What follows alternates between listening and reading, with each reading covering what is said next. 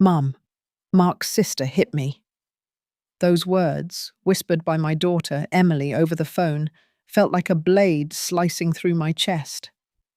I was at my office in a high-rise in downtown Dallas, reviewing complex quarter-end reports, when I saw her name flash on the screen. It was 11:30 a.m. Emily never called me at work. My baby? What happened? Silence, then her voice, thin and shattered. Mum, Sharon, Mark's sister, just shoved me and dumped a whole bowl of hot soup on me right in front of everyone. She said my cooking was unfit for a dog. And Mark, my husband, he just sat there. He saw everything and didn't say a single word. His mother, Deborah, even snickered. My blood turned to ice. Where are you? In the guest bedroom, Mum. I locked the door. I'm scared. I hung up the phone. My hands were shaking so hard I could barely stand. My name is Sarah Jenkins. I am 55 years old. I have spent my whole life as a chief accountant for a major textile firm here in Dallas. I raised Emily alone after her father and I separated when she was 12.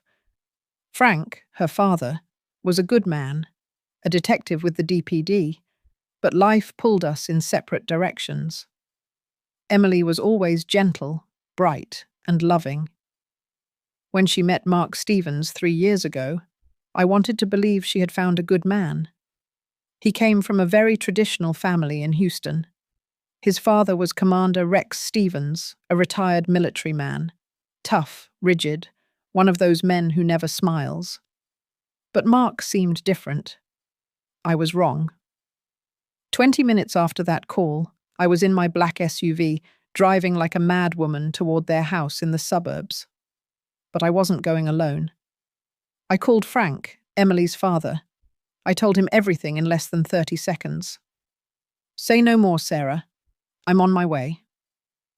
We met up 2 blocks from the house. Frank was wearing a tailored suit, but I knew he still carried his service weapon. I was carrying something else. As we stood in front of the front door, my heart was pounding so hard I thought it would shatter my ribs. I rang the doorbell. Heavy footsteps. The door swung open. It was Sharon, Mark's older sister. A tall, well-dressed woman, but her eyes held a cold, contemptuous look that pierced right through me. What do you want? She drawled, her voice dripping with disdain, a perfect copy of her father's arrogance. I didn't speak. I simply raised the object in my hand. And when she saw what it was, her face went blank. Everything changed. Before I tell you what happened that day in front of that door, you need to understand how we got there. Because Emily was not always that frightened woman, locked in a room, terrified of her own sister-in-law. There was a time when my daughter was free. I remember when Emily was 23. She had just earned her degree in early childhood education. Every Sunday, she came to my place for dinner. I'd cook slow-cooked pot roast, mashed potatoes, and corn pudding. She would arrive with her arms full of drawings her students had made for her. Look, Mum, this little boy drew me with wings. He says I'm an angel. She laughed. It was a clean, genuine laugh. She'd sit at the kitchen island, drinking hot herbal tea and telling me her dreams. She wanted to open her own private preschool someday. She wanted to travel. She wanted to be happy. I would watch her there, with the afternoon sun streaming through the window, illuminating her face. And I'd think, I did it. I raised her right. I succeeded. Emily was never trouble. She never stayed out late. She never lied to me. She was a good daughter, perhaps too good. When her father and I split, she was 12. It was hard. Frank was working long hours. I felt lonely. He felt misunderstood. There were no shouting matches, no hitting. There was no other woman or other man. There was just silence. One day he moved out, but Frank never stopped being her father. He picked her up every Saturday, took her to the park, to the movies, and for tacos at their favorite spot. Emily adored him, and he, her. Over the years, Frank and I learned to be friends. We were no longer partners, but we were parents, and that bond is unbreakable. Emily grew up seeing a divorce handled with dignity, without hatred, without vengeance. Maybe that's why, when she met Mark, she believed all men were like her father, good at heart, capable of change. She was wrong. Mark came into her life 3 years ago. Emily was working at a private kindergarten in North Dallas. He was an accountant at a construction firm. They met at a mutual friend's birthday party. The first time Emily told me about him, I noticed something in her voice. Something different. "Mum, I met someone." "Oh, really? What's he like?" "He's serious, hard-working. He says he wants to start a family." I liked that. These days, finding a man who talks about family is rare. When I met him, Mark seemed polite. He came to my house with a bouquet, shook my hand, and called me Ms. Sarah respectfully. He was tall, thin, with a light tan, brown eyes, and a shy smile. We talked for hours. He told me he was from Houston, that his family was traditional, that his dad, Commander Rex Stevens, had been military and now owned an auto parts business. He said he admired working women like me, that raising a daughter alone was something he deeply respected.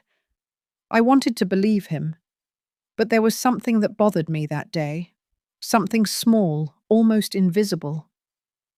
When Emily went to the kitchen to get more tea, Mark looked at me and said, "Ms. Sarah, I come from a family where the man is the provider and the woman is the keeper of the home, but I understand Emily works. That's fine. For now."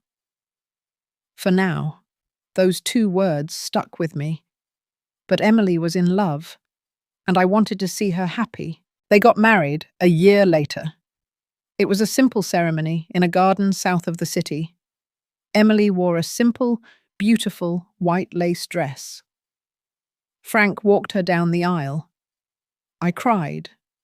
Mark promised to love her, care for her, and respect her. I believed him. The first few months were good. Emily came over often. She told me Mark was attentive, that they cooked together, that they went for walks on Sundays. She seemed happy, but little by little, the visits became less frequent. "Mum, Mark wants us to spend more time with his family." "Oh, of course, honey, that's fine." Then she stopped coming on Sundays.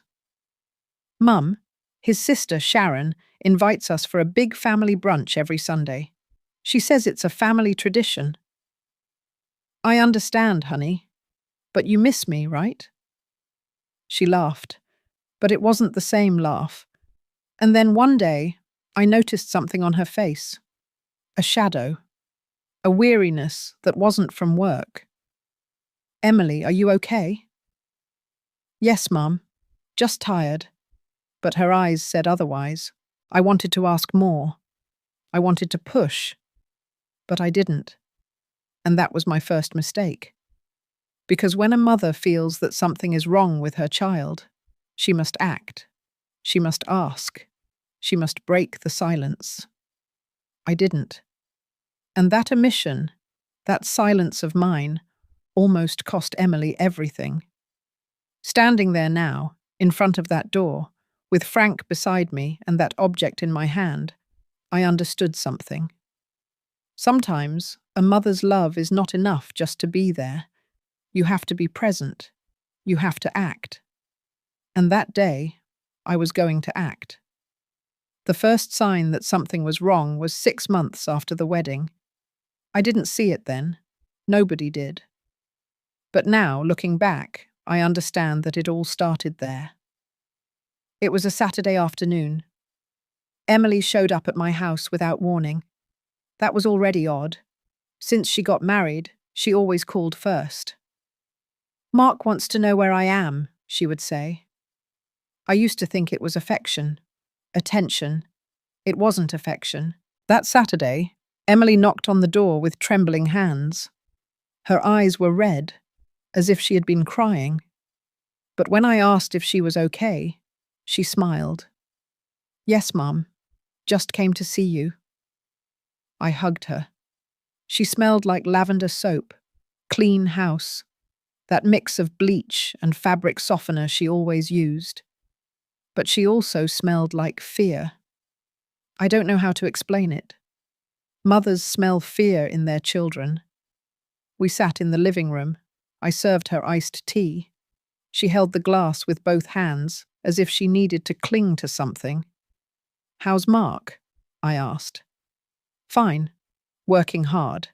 And his sister Sharon?" She fell silent. Just for a second, but that second was enough. "She's fine too.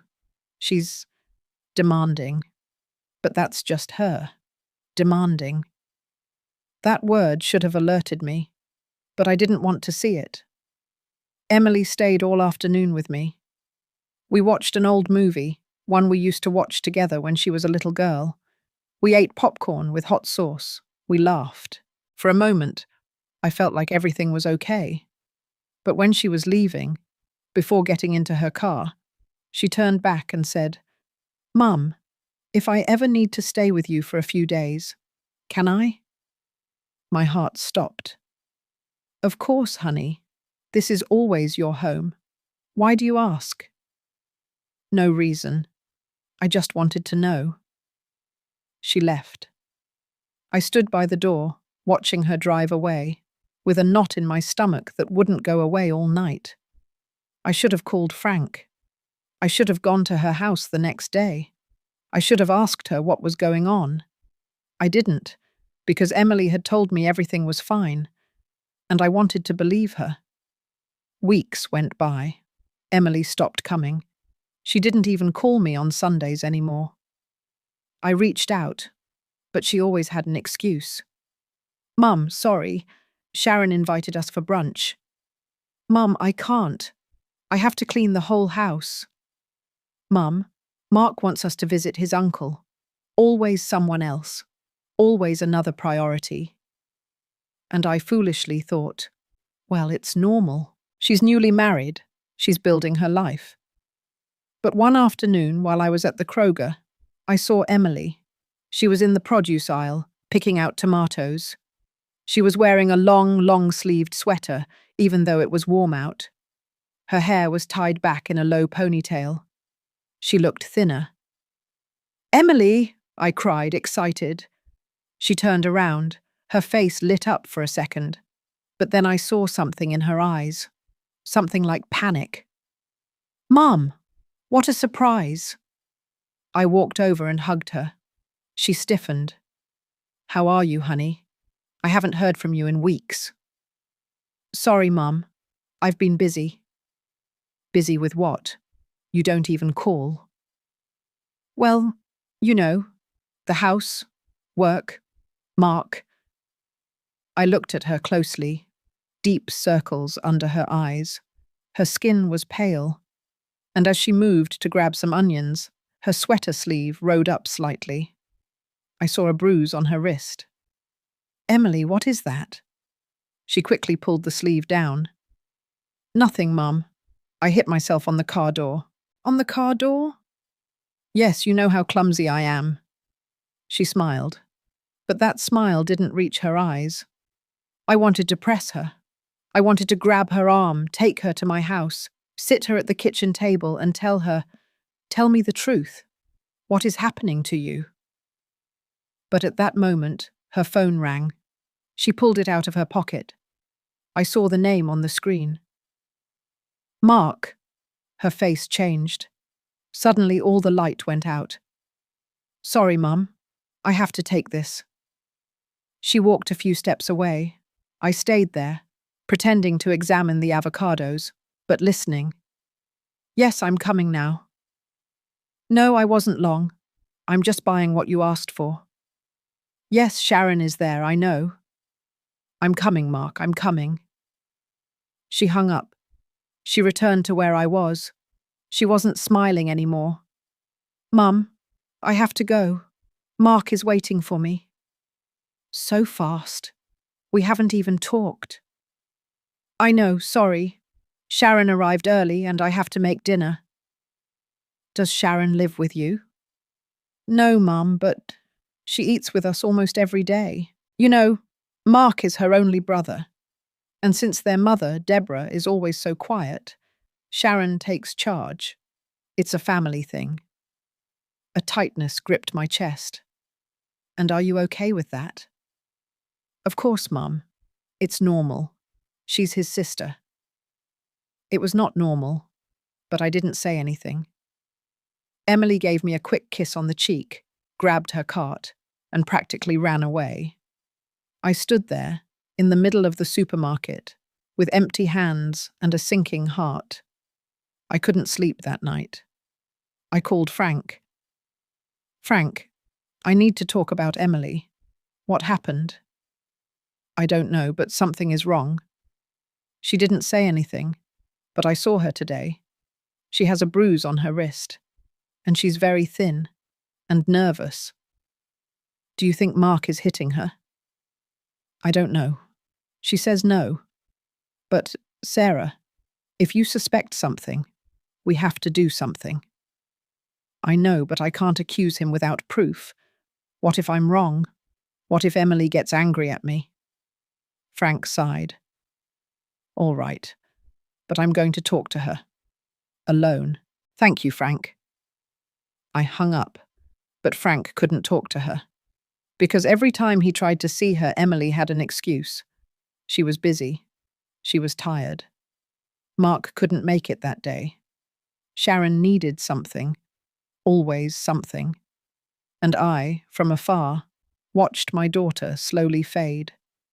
Like a candle, someone is gently, constantly blowing out until there is no light left.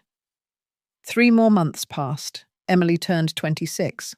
I hosted a dinner at my house. I invited Frank. I invited her friends. I invited Mark. Mark arrived late. He was serious. He sat at the table without smiling, without talking to anyone. Emily was beside him, quiet, tense, as if waiting for an explosion. I tried to make the evening pleasant. I cooked her favorite meal. Chicken enchiladas with white rice and refried beans. I put on music. I brought out the cake. But the tension was so thick you could cut it with a knife. When we sang Happy Birthday, Emily tried to smile, but her eyes were full of tears. After dinner, Mark stood up. We're leaving now. Sharon is waiting for us. Sharon? I asked. But it's Emily's birthday. I know, but she wants to see her too. She's my sister.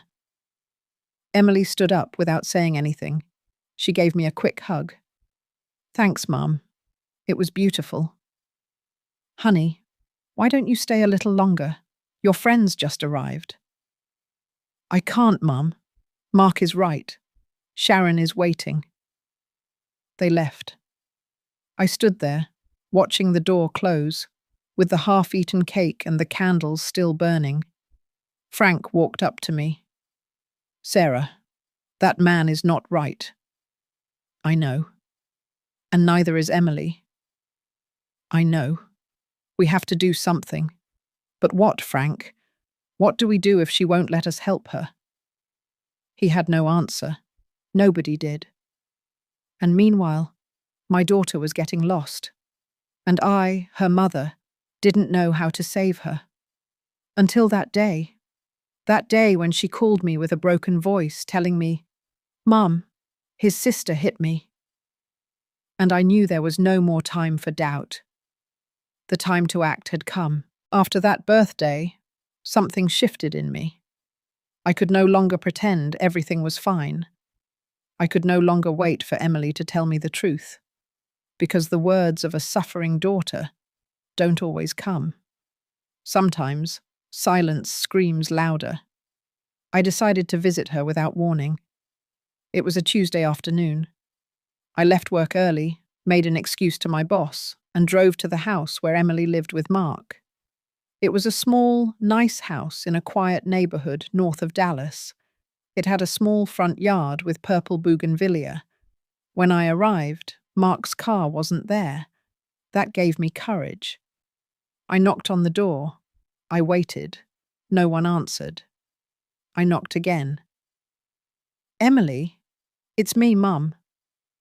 I heard slow footsteps, as if someone was hesitating whether to open or not. The door opened just a crack. Emily peeked out. Her hair was loose, messy. She was wearing an old t-shirt and sweats. She looked tired, very tired. "Mum, what are you doing here? I came to see you. Can I come in?" She looked back into the house, as if searching for something. Or someone. "Mark isn't here," I said. "I saw his car wasn't here." She took a deep breath. She opened the door a little wider. "Come in." I walked in. The house smelled of bleach, clean, too clean, as if someone had been scrubbing for hours. The living room was spotless, the couch cushions perfectly arranged, the coffee table without a speck of dust. Everything in its place, everything perfect, too perfect. "Do you want some coffee?" Emily asked. "Yes, honey, thank you." We went to the kitchen, and there I saw something that broke my heart. On the wall, next to the stove, was a list, handwritten in a man's script. It read, "House rules. Dinner must be ready at 7 o'clock sharp. The house must be spotless before I return. No visitors without prior notice. No going out without permission. Respect my sister and father as if they were your own." I froze. "Emily, what is this?"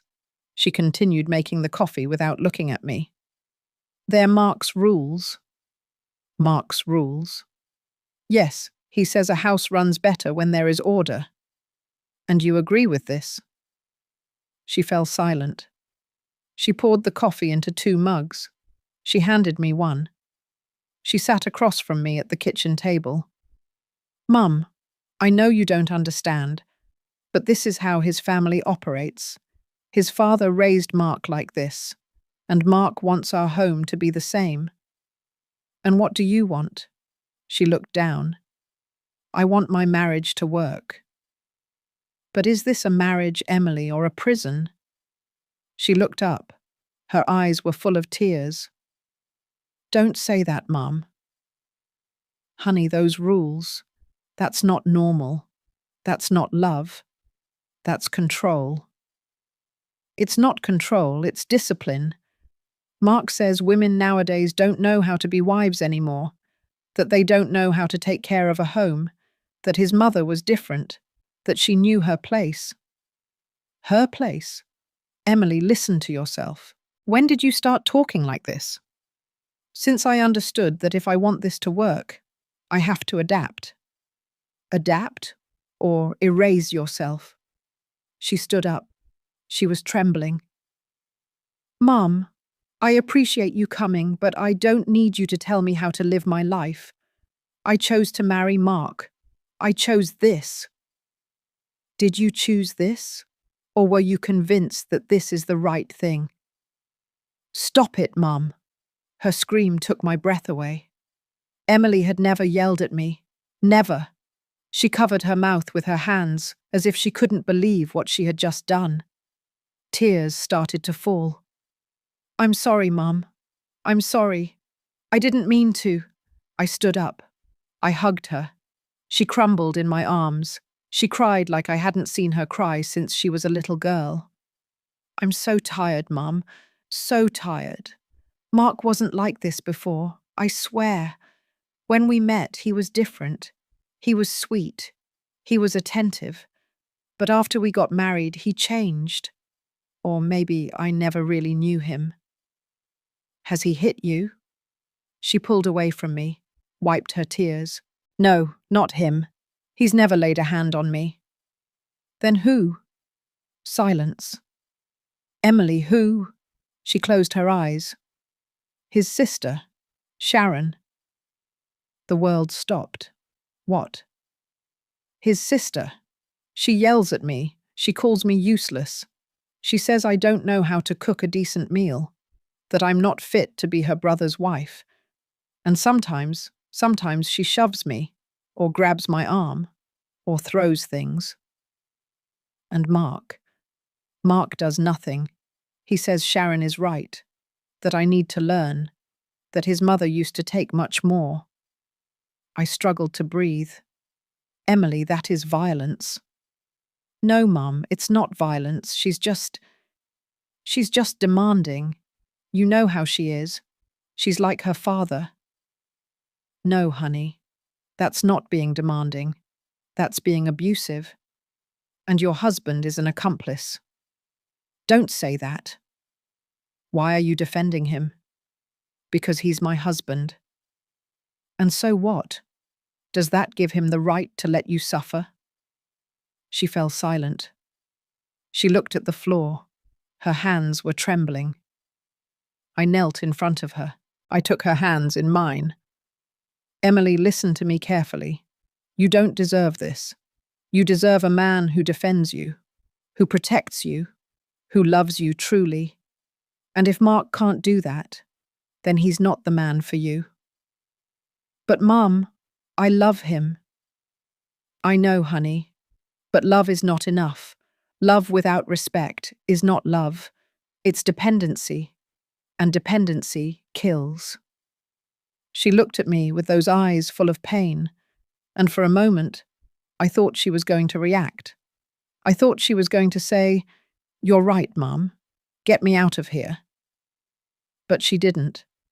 Instead, she wiped her tears, stood up, and said, "Mum, I appreciate your concern, but I'm fine. Really, I'm just going through a tough patch. All marriages go through this." "No, Emily, not all." "Yes, Mum, you and Dad had problems too. But your dad never let anyone disrespect me, and I never let him control me." "Well, maybe that's why you separated." Those words hurt me more than I expected. Emily noticed. Her face changed. "I'm sorry, Mum. I didn't mean that. I'm confused. I'm tired. But I promise you, I'm okay. I do." I didn't believe her. But I couldn't force her to leave. I couldn't drag her out of that house. Because Emily was no longer a child. She was an adult woman. And the decisions were hers, even if those decisions were slowly killing her inside. I said goodbye. I hugged her tight. I told her that if she ever needed help, she just had to call me. Anytime. Day or night. She nodded. She said she would. But I knew she wouldn't. Because Emily was already trapped. And the worst part was that she didn't see it. Or maybe she did. But she had decided to remain silent, to submit, to endure. Like so many women, like her grandmother, like generations of women who learned that silent suffering was a virtue. But I was not going to let my daughter follow that path. I left that house with a broken heart, but also with something else, a certainty. If Emily couldn't save herself, then I would do it for her. I called Frank that same night. "I need you to be ready. If Emily calls me, if she says something happened, I need you ready to act. What do you think is going to happen?" "I don't know. But something will happen. And I'm going for her. And I'm going to get her out of there. And Mark. If he resists, then we'll deal with Mark. And his sister Sharon." There was a silence. "If his sister gets involved, Frank, you'll have to do your job." "Understood." I hung up. And I waited. I waited for weeks, for months, with my stomach in knots, with fear gnawing at me inside, wondering if I was exaggerating, if I was being an overprotective mother, if Emily was really in danger, or if I was just imagining things. Until one day, while I was at work, my phone rang, and I heard my daughter's voice, broken, terrified, telling me, "Mum, his sister hit me," and everything exploded.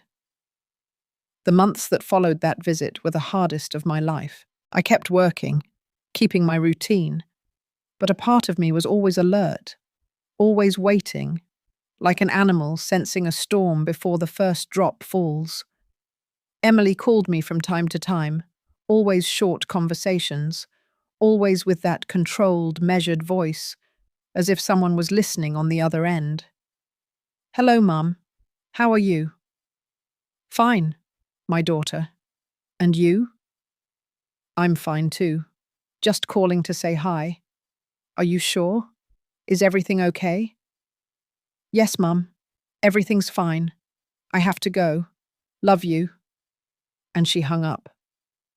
I was left holding the phone, feeling that something was wrong, but unable to do anything. Frank told me to be patient, that Emily had to realize it herself, that if we pressured her, she would pull away more. Maybe he was right, but patience hurts. It hurts like a slow knife slicing through your chest every day.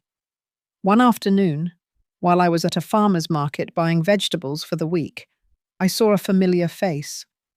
It was Lucy, a neighbor from Emily's community. I knew her because once, when I went to visit my daughter, she was watering her garden and we said hello. "Ms. Sarah, right?" she said to me. "Yes, Lucy?" "Yes, good to see you.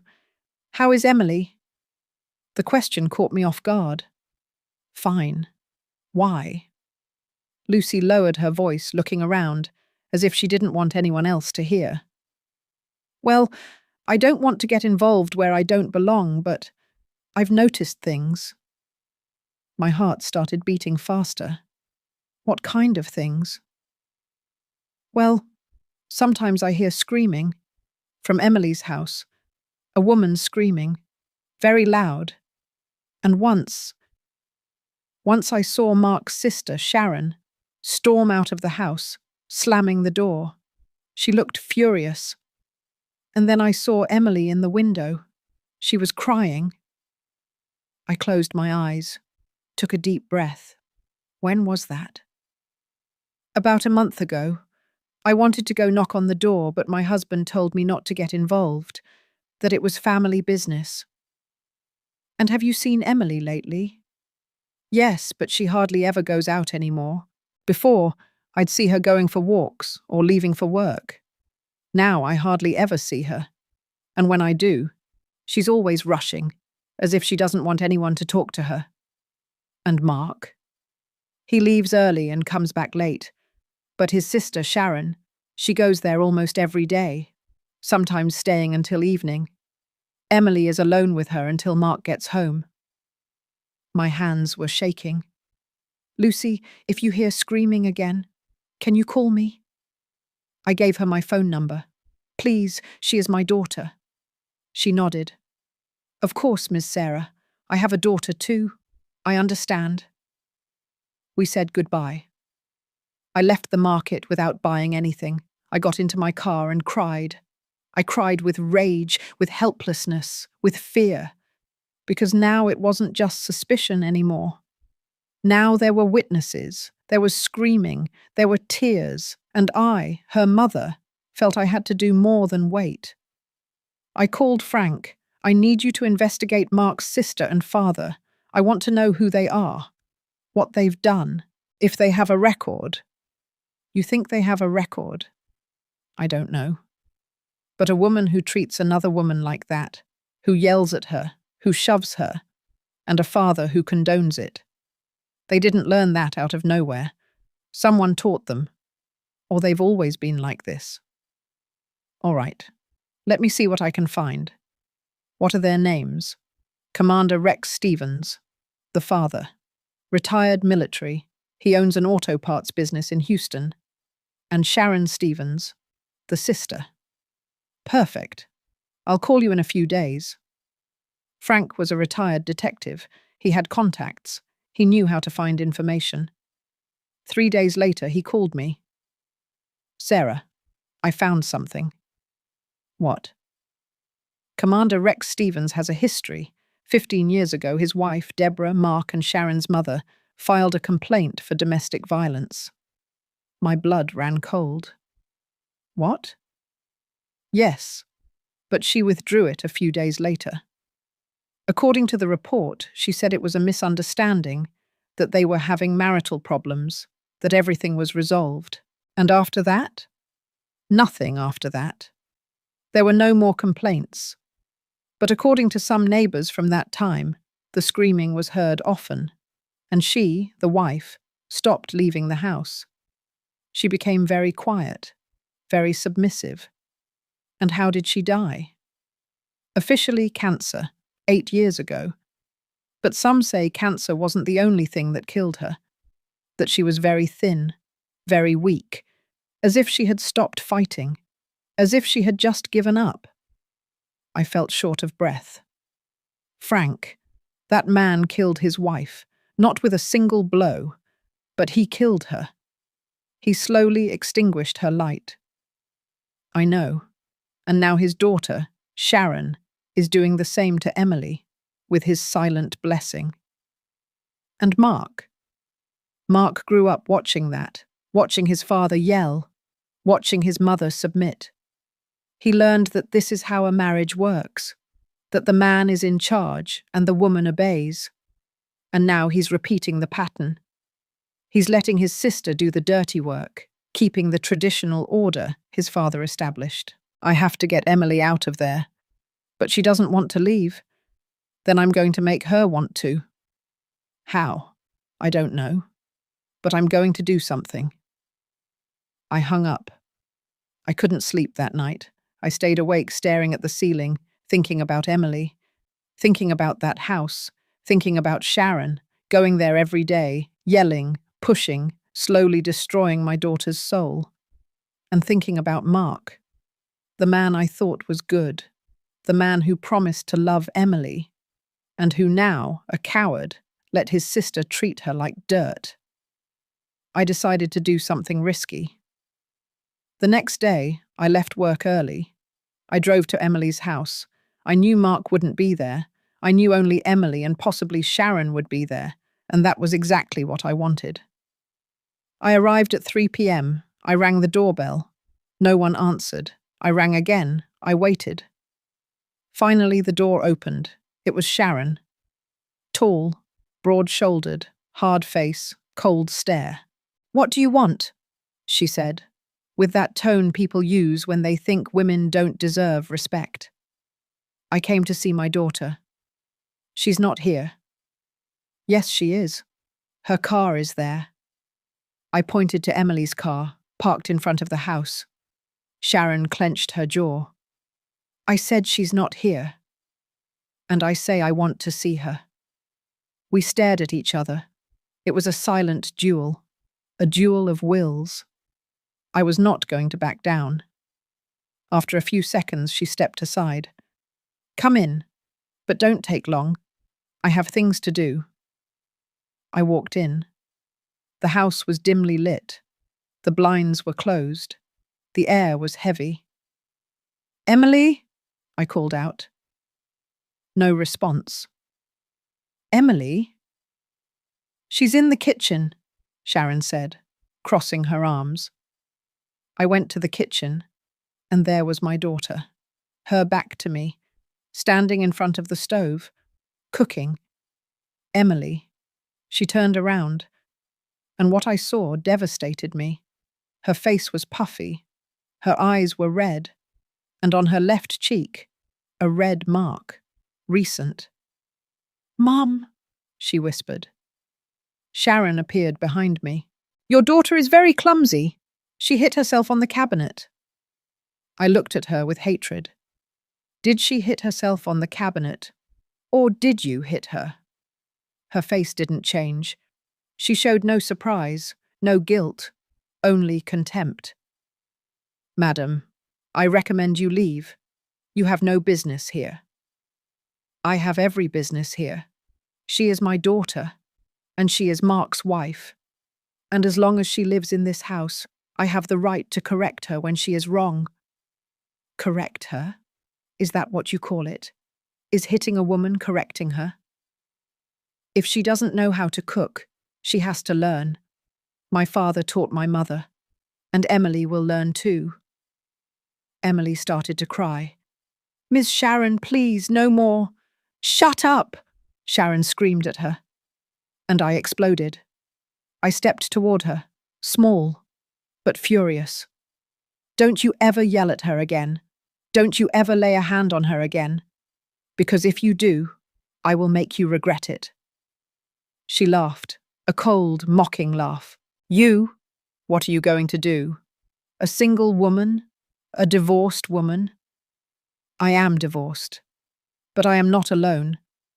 And if you touch one hair on my daughter's head again, you are going to know what hell is. Are you threatening me? No, I'm warning you. We stared at each other. This time, she was the first to look away. Get out, before I call the police. Call them. Emily's father is a retired detective. I'd be delighted to have him here. That threw her off, just for a second, but it was enough. Emily, let's go, I said. You can't take her, Sharon said. She is an adult. She can leave whenever she wants. Right, Emily? Emily looked at me.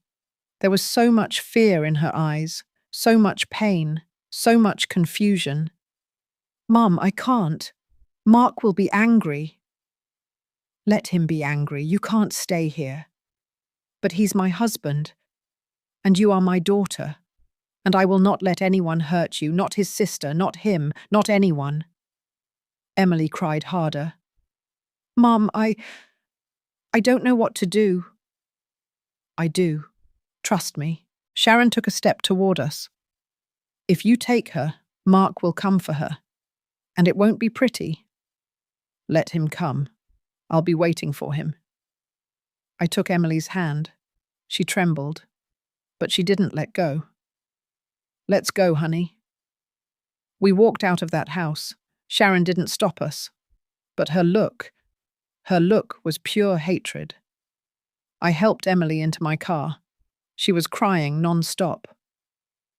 Mum, what am I going to do? Mark will kill me. No, Emily, no one is going to kill you, I promise. I drove back to my house. Emily didn't stop crying the whole way. When we arrived, I sat her down in the living room. I made her chamomile tea. I hugged her. Everything is going to be all right, honey, I promise. But deep down, I knew this was just the beginning. Because people like Sharon and her father don't let their victims go so easily.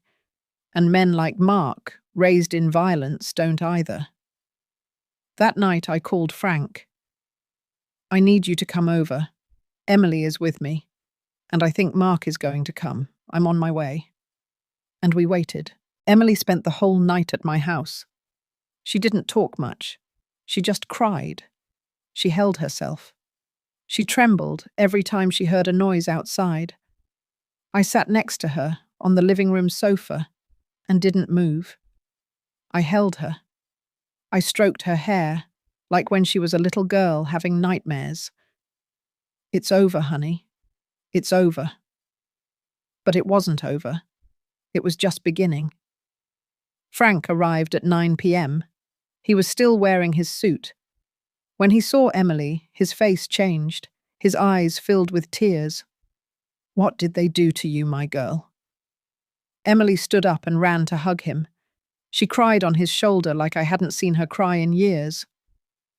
Dad, I'm sorry. Sorry I didn't tell you sooner. You don't have to apologize, Emily. None of this is your fault. Frank looked at me over Emily's head. His eyes said the same thing mine did. This couldn't continue. The three of us sat in the living room. I made coffee. Emily drank it slowly, her hands trembling. Emily, Frank said softly, I need you to tell me everything. From the beginning. Without fear. Without shame. Everything. Emily looked down.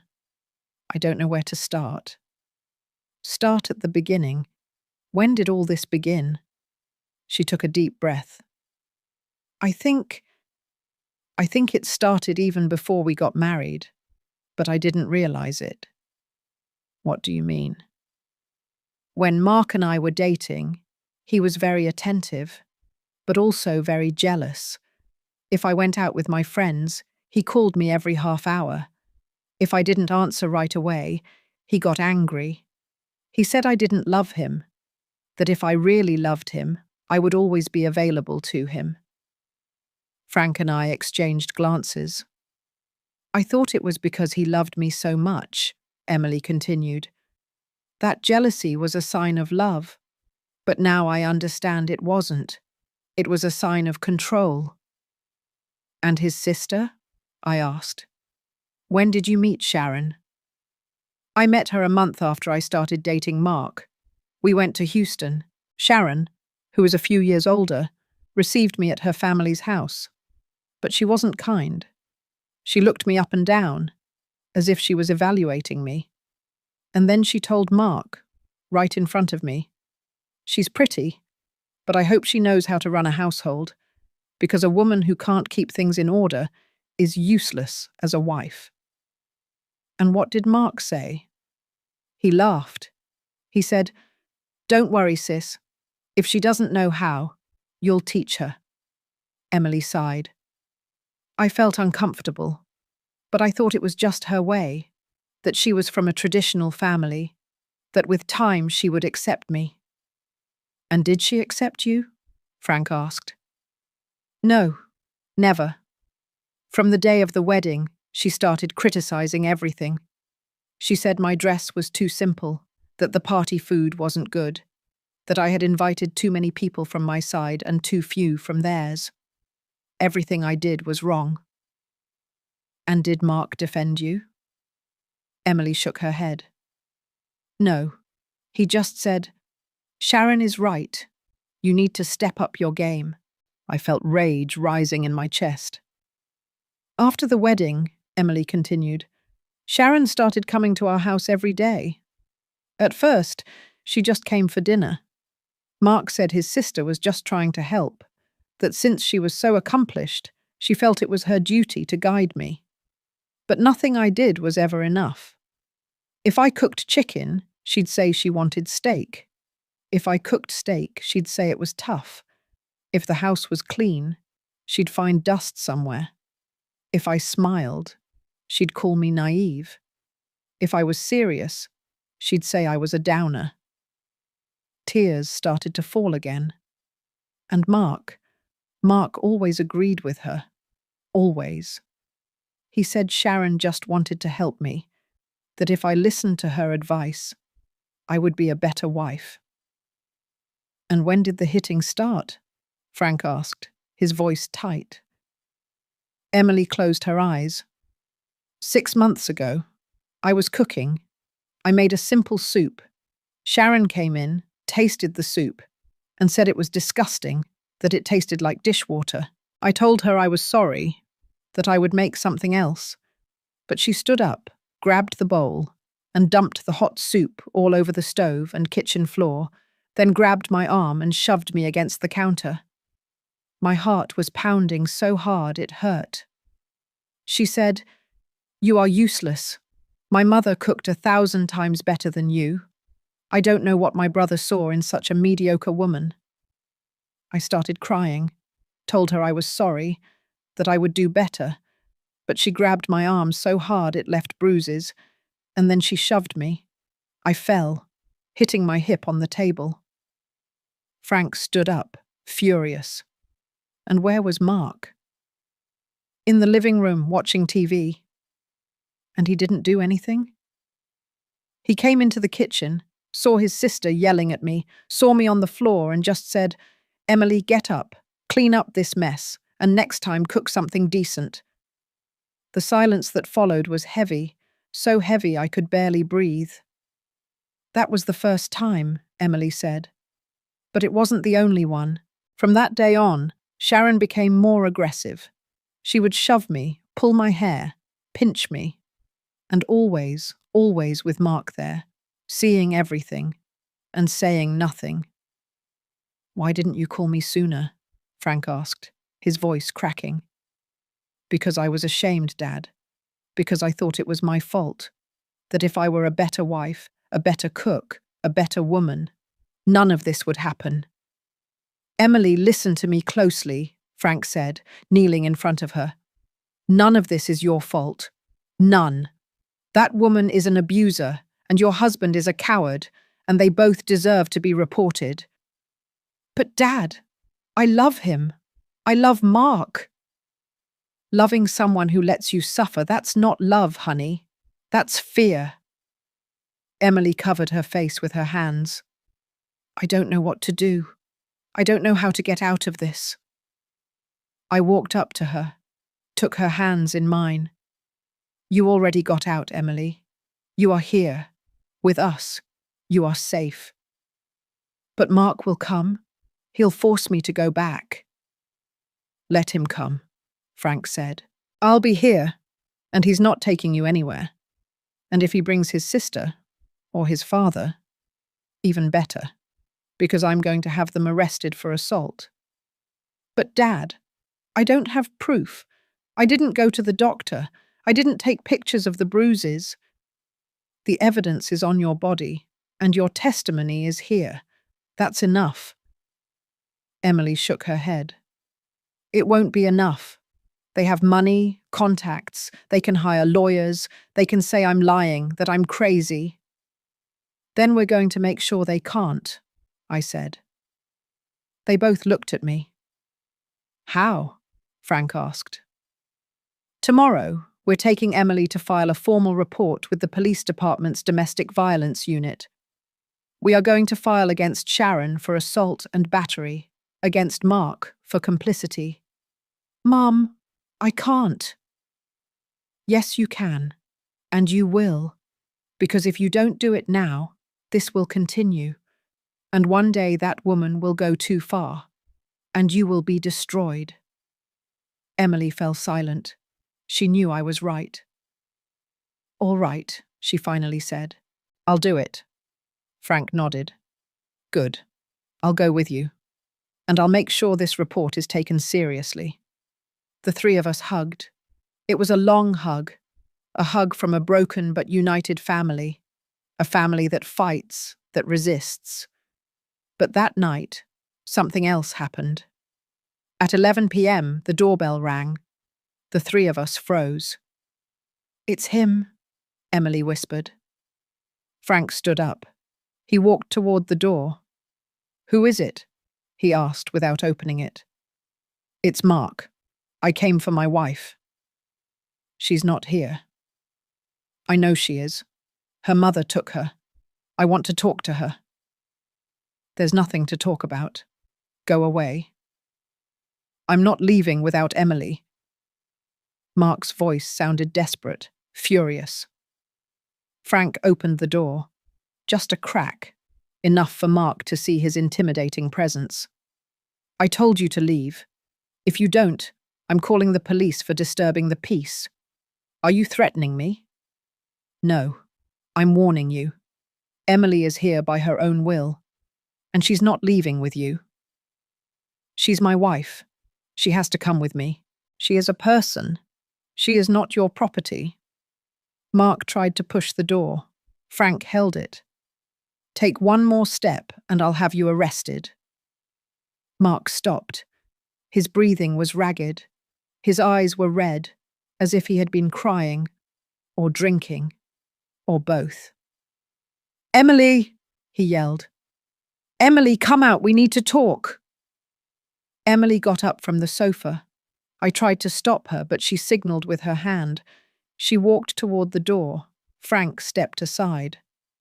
Mark, Emily said firmly, I'm not coming back. What?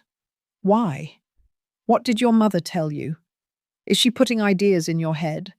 Nobody put anything in my head. I saw the truth. What truth? That your sister hit me, and that you allowed it. My sister was just teaching you. No, your sister is abusing me, and you are an accomplice. Mark fell silent.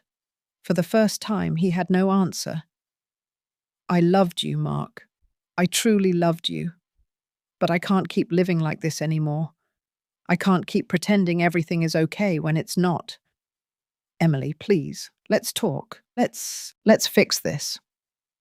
There's nothing to fix. Tomorrow I'm going to the police station. I'm going to report your sister. And if necessary, you too. Mark's face changed, from pleading to fury. You're going to report me? Me? After everything I did for you? What did you do for me, Mark? Let me suffer? Let your sister humiliate me? Is that what you did for me? I gave you a home. I gave you my name. You gave me nothing. You only took from me. You took my dignity, my peace, my happiness. Mark took a step back, as if Emily's words were blows. You're going to regret this, he said in a cold voice. Frank stepped in front of him. Is that a threat? No, it's a promise, because my sister is not going to stay quiet, and neither am I. He turned and left. He got into his car and sped away. Frank closed the door. He looked at me. This is not over. I know. That man will come back, and he'll probably bring his sister and father. I know. And when they come back, it's going to be ugly. I know, Frank, but I don't care. Because this time, I won't let them hurt my daughter. Emily hugged us both. Thank you. Thank you for not leaving me alone. You will never be alone, honey, I said. Never. That night, the three of us slept in the living room. Frank on the couch, Emily and I on the pull-out sofa. I couldn't sleep. I stayed awake staring at the door, waiting for them to knock again. But no one knocked. And that scared me more. Because people like Sharon and Mark don't give up easily. And when they come back with everything. The next day dawned grey, with dense clouds, as if even the weather knew what was coming. Emily woke up early, deep dark circles under her eyes. None of us had slept well. I made coffee. I made scrambled eggs with hash browns. I set the table. I tried to make everything seem normal, but nothing was normal. Frank arrived at 8 a.m. He wasn't wearing his suit anymore. He was wearing casual clothes, jeans, a white shirt, a dark jacket. Ready? He asked Emily. She nodded, but her hands were trembling. I'm going to be with you the whole time, I said, taking her hand. You are not alone. I know, Mum, but I'm scared. It's normal to be afraid, but fear can't stop you. You already took the hardest step. Now you just have to keep going. We left the house. We got into Frank's car. I sat in the back with Emily. She was clinging to my hand like a lifeline. During the drive, no one spoke much, just the sound of the engine, the noise of the city, the horns. Life continuing its course, oblivious to our pain. We arrived at the police station's domestic violence unit at 9:30. It was a grey, cold building, full of waiting people. People with tired faces. People who had seen too much. People like us. Frank knew some of the officers. He helped us skip part of the line. He took us to a small office where a woman in her 40s, wearing glasses and with her hair tied back, was waiting for us. Good morning. I'm Detective Mendez from the Domestic Violence Unit. I understand you are here to file a report for assault and emotional abuse. Emily nodded. Yes. Very well. I need you to tell me everything, in detail, and calmly. Agreed? Emily took a deep breath, and she started talking. She told her everything, from the beginning, from Mark's jealousy when they were dating, from Sharon's criticism, from the first shove, from the soup incident, from the bruises, from the constant fear. Detective Mendez took notes. Her face showed no emotion. But her eyes. Her eyes said she had heard this story 1,000 times, with 1,000 different faces, but always the same story. Do you have physical evidence? Photos of the bruises? Medical reports? Emily shook her head. No, I was afraid Mark would find out. Are there witnesses? A neighbour, Lucy. She heard screaming. Frank intervened. I can get her testimony. Perfect. That helps, the detective said. And the main aggressor is the sister-in-law? Sharon Stevens? Yes, and my husband, Mark Stevens. Has he also physically assaulted you? Emily hesitated. Not directly, but he allowed it. He saw his sister hit me and he didn't do anything. It's as if he was hitting me too. The detective nodded. That is called complicity, and it is also a crime. I am going to include both of them in the report. What happens now? I asked. We are going to issue a warrant for Sharon Stevens' arrest for assault and battery. She will have to come in to make a statement. If there is enough evidence, she will be detained. As for Mark, he will also have to give a statement. And depending on his testimony, he could face charges for failure to render aid and complicity. And Emily? Is she protected? We are going to issue a restraining order. Neither Sharon nor Mark can approach Emily. If they do, they will be arrested immediately. Emily started to cry. What if they don't respect the order? That's why your father is here, the detective said, looking at Frank. He can protect you, and so can we. But you have to be strong, Emily. This is just beginning. Emily signed the report. Her hands were shaking so much she could barely hold the pen. But she did it. She signed. We left the police station with a copy of the report, with the restraining order, with a piece of paper that said Emily was protected. But papers don't stop bullets. They don't stop blows. They don't stop men and women full of rage. And I knew it. We returned to my house. Emily stayed in her room, the old room where she grew up, where she was a child, where she was happy. I made lunch. I tried to keep myself busy, but my hands were shaking. My mind kept imagining what Sharon and Mark would do when they received the notification. At 3 p.m., my phone rang. It was an unknown number. I answered. Hello? Silence. Hello? I repeated. And then a voice that chilled my blood. Ms. Sarah, this is Sharon Stevens. I closed my eyes, took a deep breath. What do you want? I want you to send Emily back. Emily is not mine to send back. She decided to leave, and she decided to report you. That report won't go anywhere. I have lawyers. I have contacts. I can make it disappear. Do it. But Emily is not coming back to you, or to your brother. You don't understand, madam. You are destroying a family. You are putting ideas in Emily's head. You are making my brother suffer. Your brother suffers. And Emily, what about her? What about the suffering you caused her? I was just educating her, teaching her to be a good wife, like my mother was. Your mother died sad and alone. I don't want that for my daughter. There was a long, tense silence. You are going to regret this, she finally said. I've already been told that, but I don't care. I hung up. My hands were shaking. I called Frank. Sharon called me. She threatened me. What did she say? That I was going to regret it.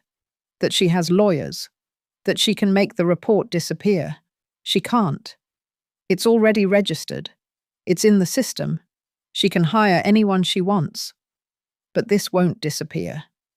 But Frank, that woman is dangerous. I know. That's why I'm going to stay there with you. I won't let anything happen to you both. Thank you. I hung up. Emily came down from her room.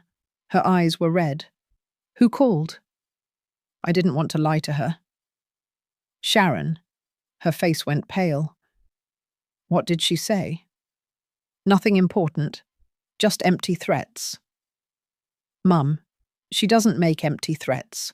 If she said something, she'll follow through. That's why your dad is going to be here. And that's why we're not leaving the house until this is resolved. Emily nodded, but I knew she was scared. So scared.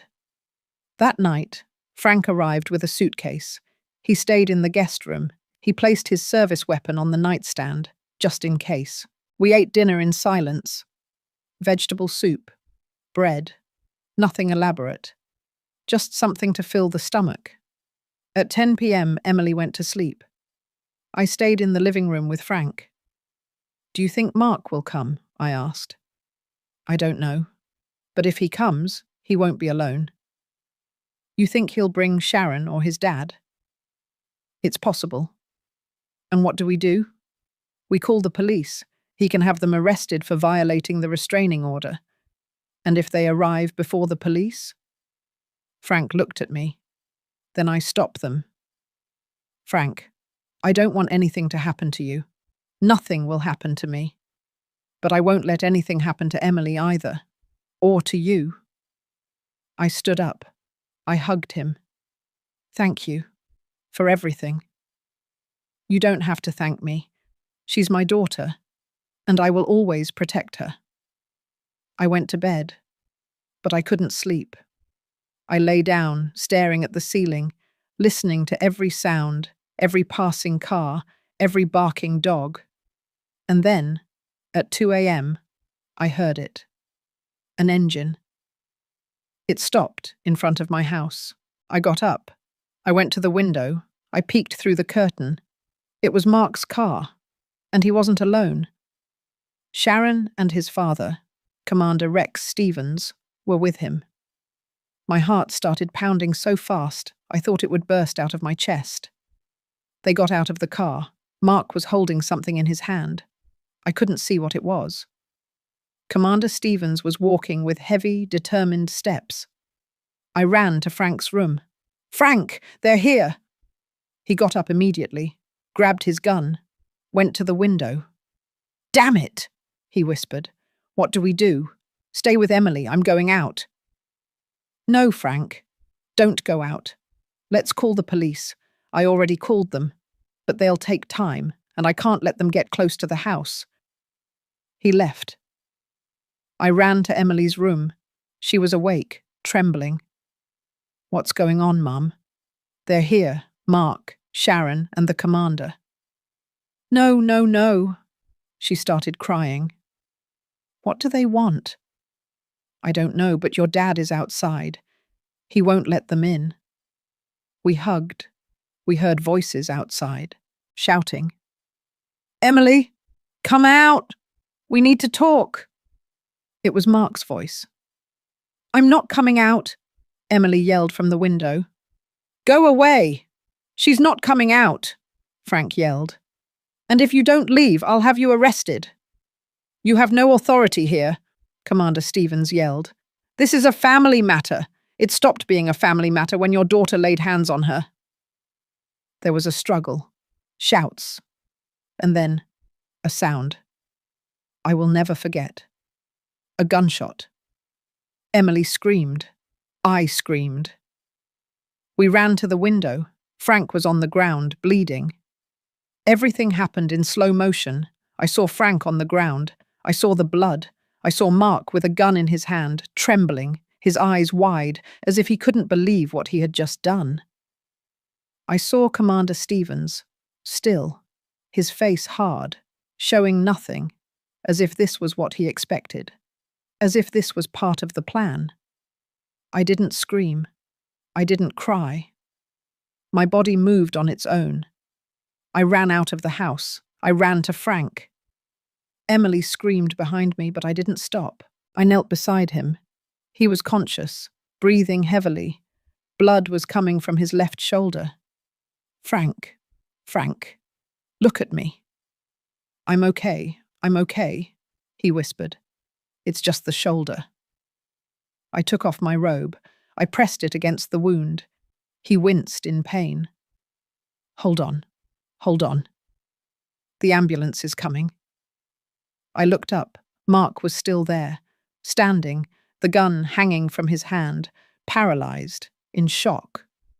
Commander Stevens took a step toward us. It was self-defense, he said in a cold voice. He threatened us. He pulled his weapon. My son only defended himself. Lie, I screamed. You came here. You violated the restraining order. You attacked him. There are no witnesses, Commander Stevens said.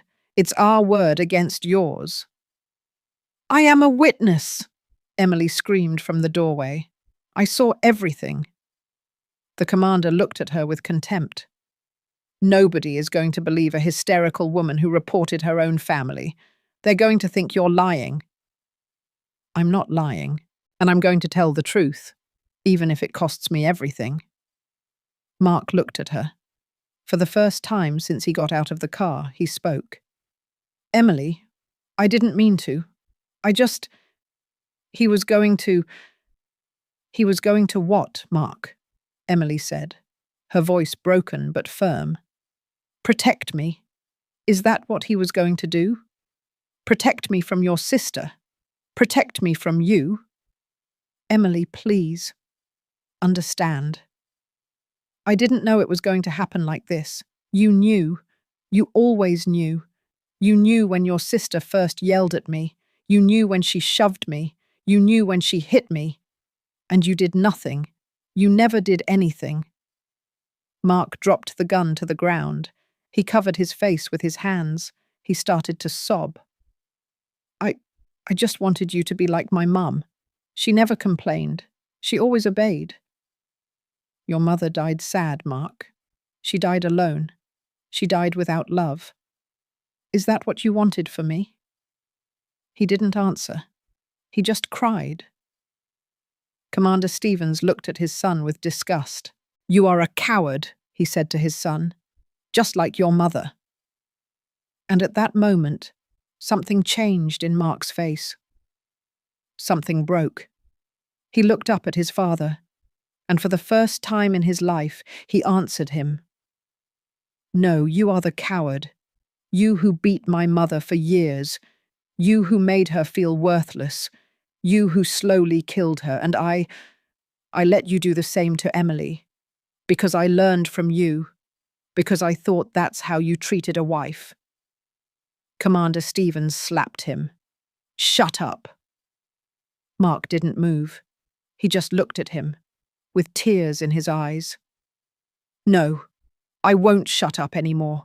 I won't obey you anymore. I won't be like you. Sirens started to wail in the distance. Commander Stevens looked toward the street. His face changed. For the first time, I saw fear in his eyes. We're leaving, he told Mark. No, Mark said. I'm staying. What? I'm staying. I'm going to face what I did. I'm going to tell the truth. If you tell the truth, you'll go to jail. I know, and I deserve it. Commander Stevens grabbed his arm. Don't be stupid. We can still fix this. Mark shook him off. There's nothing to fix. Not anymore. The police cruisers arrived. 3 cars. 6 officers. They got out with their weapons drawn. Get down. Everyone on the ground. Commander Stevens raised his hands. Mark knelt down. The officers handcuffed them. The ambulance arrived 2 minutes later. The paramedics checked Frank. They said the bullet had gone through the shoulder. He had lost blood, but would be fine. They loaded him into the ambulance. I wanted to go with him, but Emily grabbed my hand. Mum, please stay with me. I stayed. The police took our statements, mine, Emily's, the neighbours who had come out after hearing the shot. Commander Stevens said nothing. He just stared at the ground, his jaw clenched. Mark, on the other hand, spoke. He told them everything. that his sister had abused Emily, that he had allowed it, that they had come that night to take her back by force, that Frank had tried to stop them, that his father had given him the gun, that he, in a moment of fear and rage, had fired. "I didn't want to kill him," he said, crying.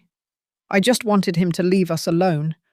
But my father said that if I didn't shoot, he would." He couldn't finish. He broke down. The police took Commander Stevens and Mark away. 2 different cars, 2 different fates.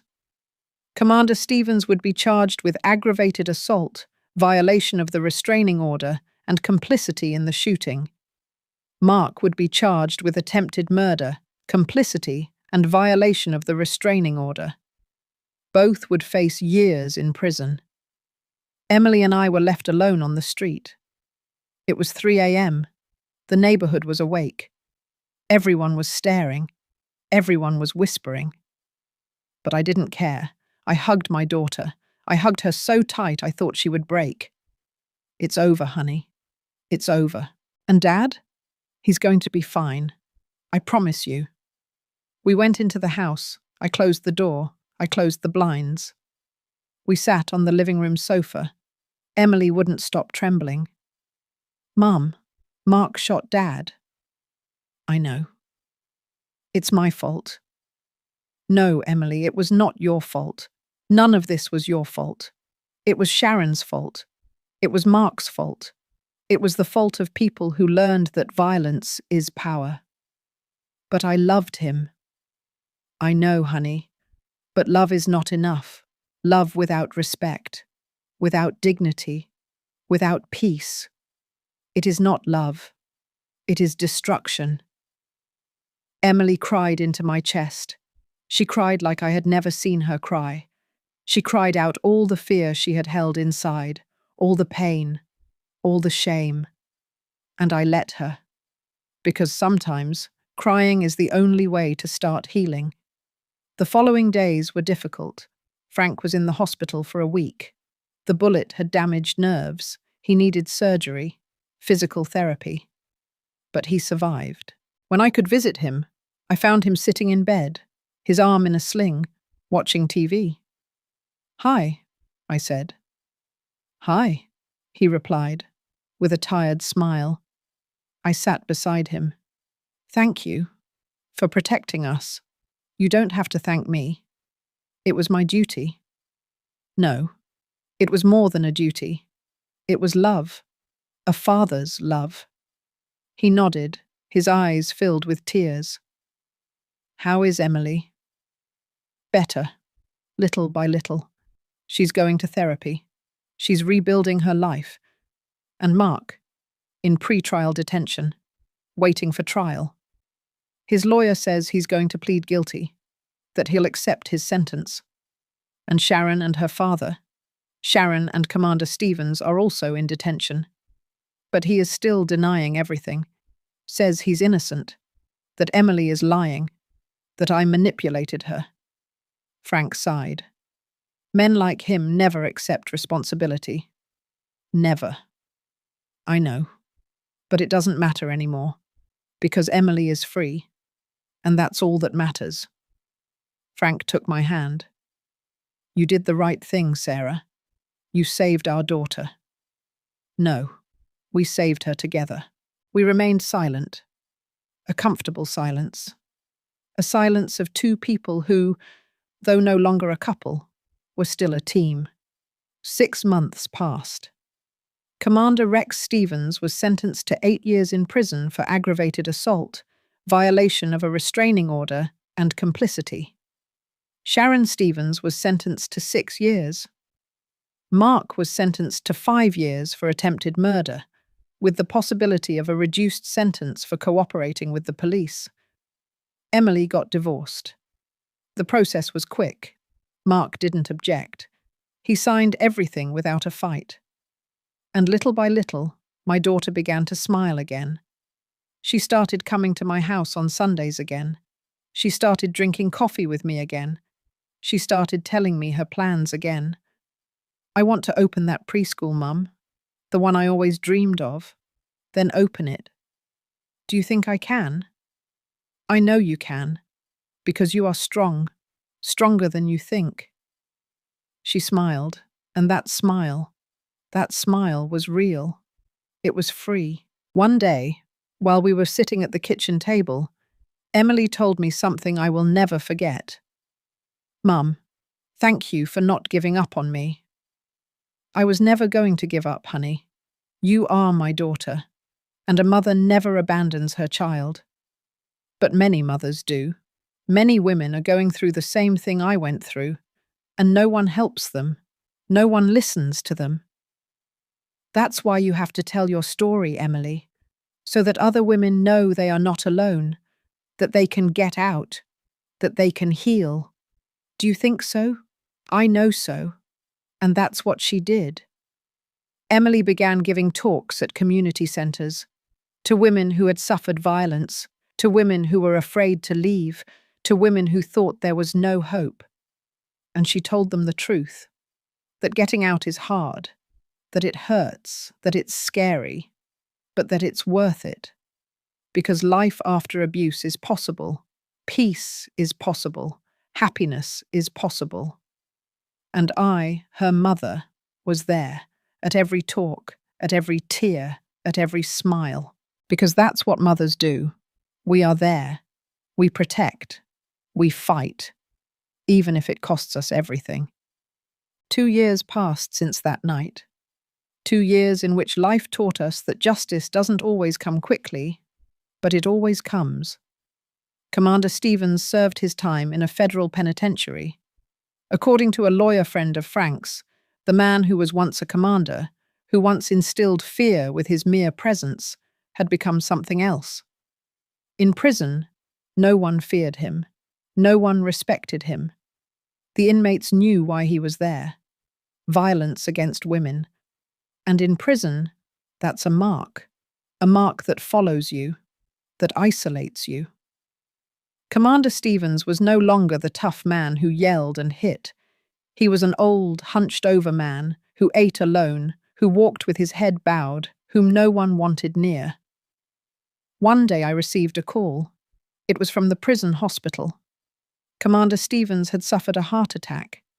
It wasn't severe, but not mild either. His heart was weak, very weak. The doctor told me that the commander had asked to speak with someone from his family, with his son, with his daughter-in-law.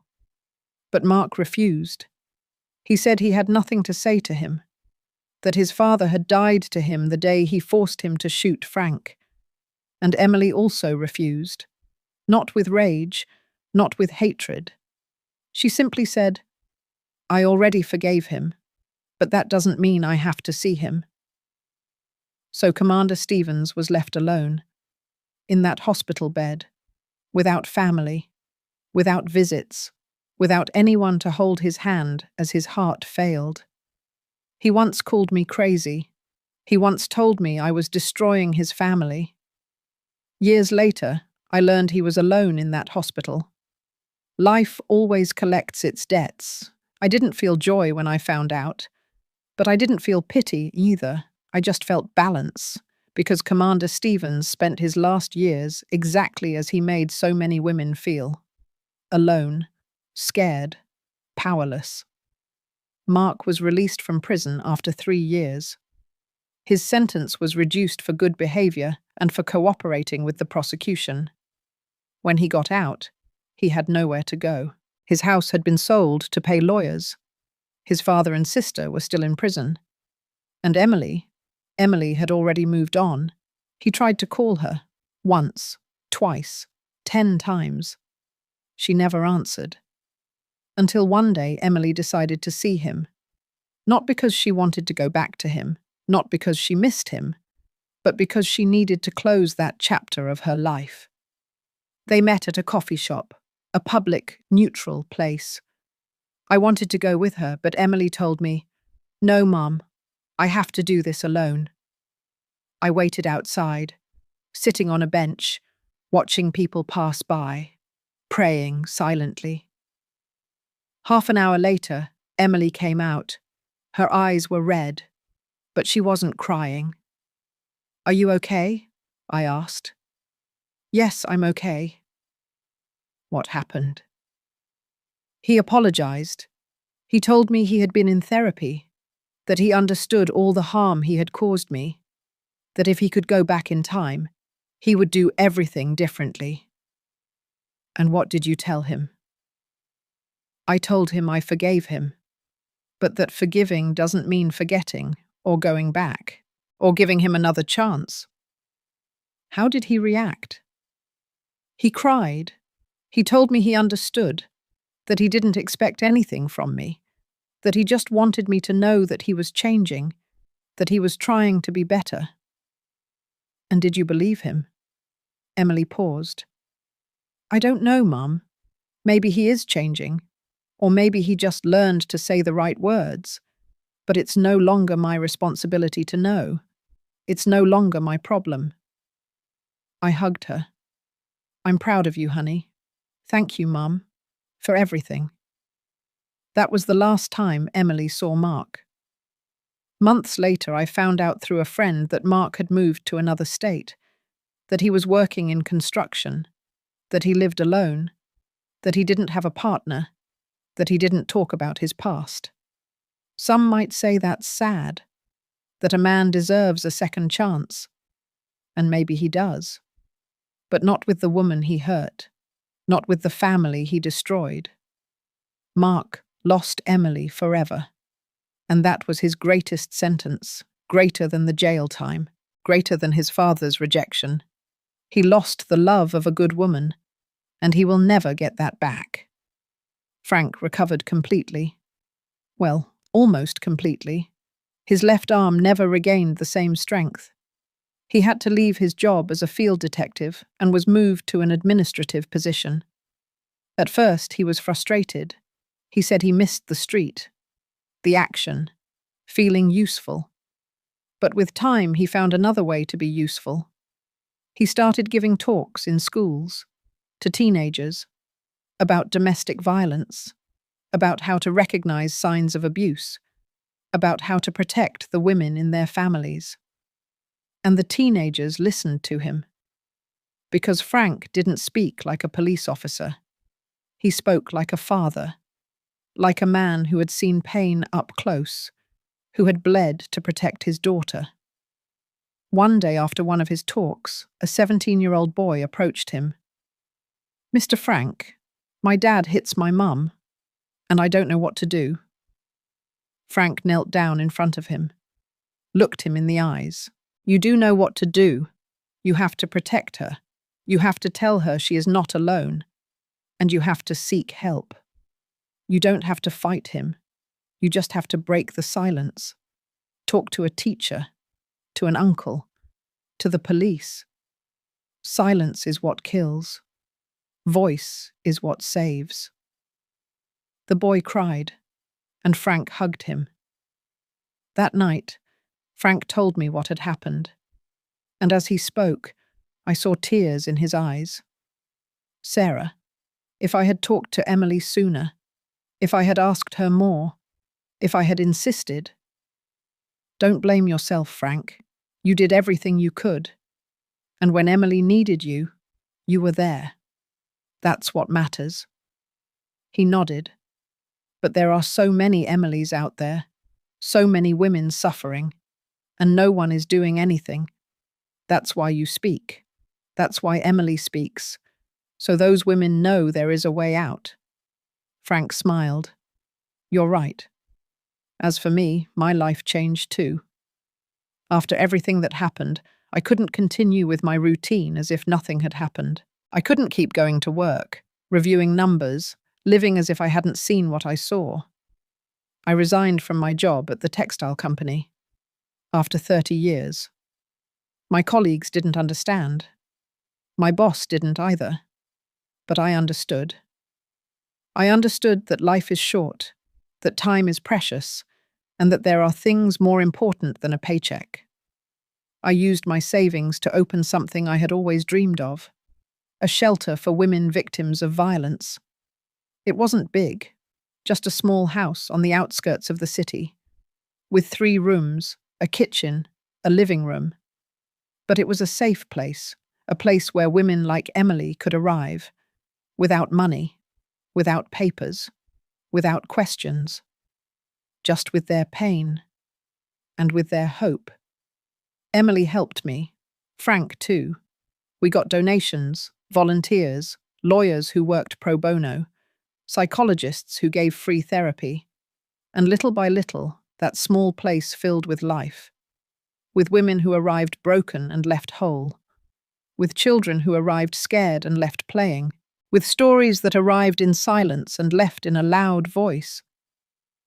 One day, a woman in her 60s arrived at the shelter. She was carrying an old suitcase, her eyes swollen, her hands trembling. "Can I stay?" she asked, her voice shaking. "Of course you can. Come in. This is your home now," she cried. She hugged her children. "Thank you. Thank you for not closing the door on me. We never close the door here. Never." That night, as I prepared dinner for all the women in the shelter, I thought about Sharon, about Mark, about all the people who use their power to destroy, and I thought about justice. Not the justice of the courts, not the justice of the laws, but the justice of karma, the justice of life. Sharon ended up alone. Mark ended up empty. And we ended up together. Strong, rebuilt. That is the greatest justice, the one no one can take away from you. Today, as I write these words, 5 years have passed since that night. 5 years since the gunshot, since the screaming, since the fear. 5 years in which I learned that pain can be transformed into wisdom, that wounds can become scars that tell stories, and that a mother's love is the most powerful force in the universe. Emily is now 31. She opened her preschool. It's called Seeds of Hope. It's small but beautiful, full of colours, laughter, children running and playing. She is happy, complete, free. She met someone, a good man, a teacher like her, someone who treats her with respect, with tenderness, with true love. The first time she introduced him to me, I was nervous. I was afraid of being wrong again, of trusting someone who didn't deserve it. But when I saw him with Emily, when I saw how he looked at her, how he listened to her, how he made her laugh, I knew this time was different. "Mum, I want you to meet Andrew." Andrew shook my hand, looked me in the eyes. "It's an honor to meet you, Ms. Sarah. Emily has told me a lot about you, about everything you did for her. I just did what any mother would do. No, not any mother. You saved her. And for that, I will always respect you. And I will always take care of Emily as you did." My eyes filled with tears. "I only ask one thing of you, Andrew. Love her. Don't control her. Love her truly. I promise you." And he has kept his promise. Last year, Emily and Andrew got married. It was a small, intimate wedding in a garden full of white flowers. Frank walked her down the aisle. I cried. I cried with happiness, with relief, with gratitude. Because this time, my daughter chose well. This time, my daughter found the love she deserved. Frank continues to give talks. He continues to save lives with his words. He remarried too, to a good, calm woman who loves and cares for him. He and I are still friends. We are still a team, because even though our marriage didn't work out, our family did. And that's what matters. The shelter grew. It's no longer just a small house. Now we have 2 houses, 12 rooms, capacity for 20 women and their children. Every month, new stories arrive, new tears, new hopes. And every month, I see women who arrive broken and leave whole. Women who arrive with fear and leave with courage. A few days ago, a woman in her 60s arrived at the shelter. She was carrying an old suitcase, her eyes swollen, her hands trembling. "Can I stay?" she asked. "Of course you can. Come in." She walked in. She sat in the living room, and she started talking. "I was married for 40 years. 40 years enduring. 40 years keeping silent. I thought it was too late, that at my age there was no point in leaving. But today, my granddaughter told me something that changed my life. She said, 'Grandma, it's never too late to be happy.' She cried, and I cried with her. 'Your granddaughter is right,' I told her. 'It's never too late. As long as we have breath, we can start over.' She smiled, a tired smile, but real. 'Thank you. Thank you for opening this door for me. This door is always open. For you. For all of you. Sometimes, when I'm alone, I think about everything that happened. About Sharon. About Mark. About that night of blood and screaming. And I wonder if I did the right thing. If I could have done things differently. If I could have spared Emily so much pain. But then I see her. I see my daughter smiling. I see my daughter free. I see my daughter alive. And I understand that, yes, I did the right thing. Because a mother cannot prevent her children from suffering. But she can be there when they suffer. She can hold them. She can fight for them. She can remind them that they are not alone. And that is what I did. That is what I will always do. There is something I have learned in these years, something I want to share with all the women who are listening to this story. If you are in a relationship where you are yelled at, where you are controlled, where you are made to feel small, leave. Please, leave. Don't wait until it's too late. Don't wait until the blows are harder. Don't wait until your light goes out completely. Because you are worth more, much more. No matter how old you are, no matter how long you have been there, no matter how many times you have been told that you can't. Yes, you can, and you are not alone. There are women like me, like Emily, like all the women who have passed through the shelter, women who will believe you, who will support you, who will accompany you. You just have to take the first step, the hardest one, the most important one, the step toward the door. A few months ago, I received a letter. It had no return address, just my name handwritten on the envelope. I opened it. It was from Mark. It said, "Ms. Sarah, I know I have no right to ask you for anything. I know I don't deserve your forgiveness, or Emily's, or anyone's. But I want you to know that every day I think about what I did. Every day I carry that weight. And every day I try to be better. Not to get Emily back. I understand that. I lost her forever. And that is fair. But so that, if I ever have children, I don't repeat my father's mistakes. So that the cycle ends with me. Thank you for saving Emily.